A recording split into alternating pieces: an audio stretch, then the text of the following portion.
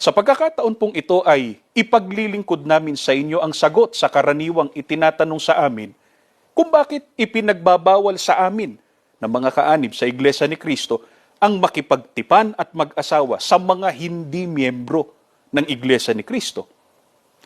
Sinusunod lang po namin ang utos o tagubilin, kalooban ng Panginoon Diyos ukol sa pag-aasawa ng mga taong kabilang sa kanyang bayan o mga hinirang niya.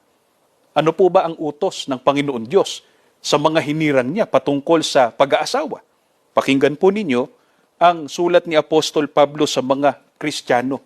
Nakasulat po dito sa 2 Korinto 6:14, dito po sa Lamsa Translation sa pagkakaliwat na sa ating wika. Huwag kayong mag-asawa sa mga hindi sumasampalataya.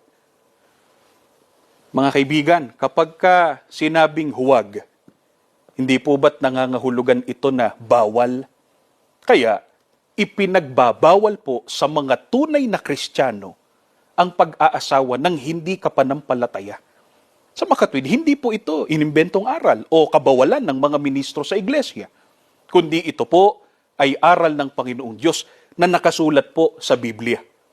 Iminamatwid po ng iba na paano raw kung nagkakasundo naman sila o compatible naman sila sa isa't isa kahit na magkaiba sila ng relihiyon.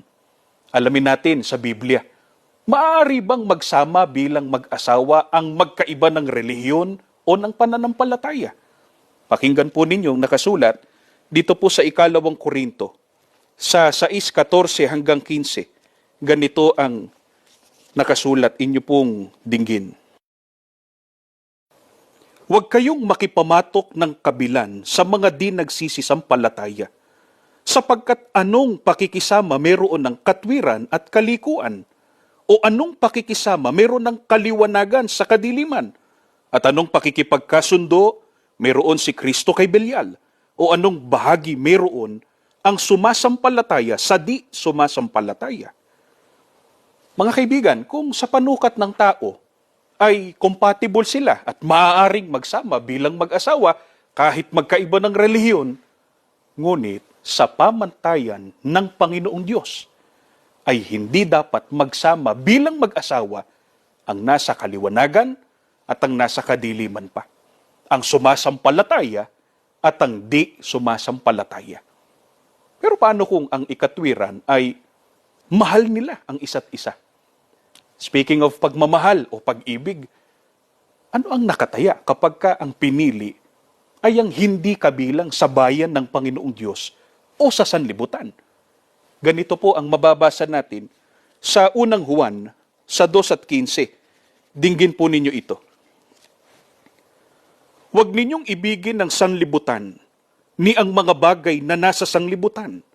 Kung ang sino man ay umiibig sa sanglibutan, ay wala sa kanya ang pag-ibig ng Ama.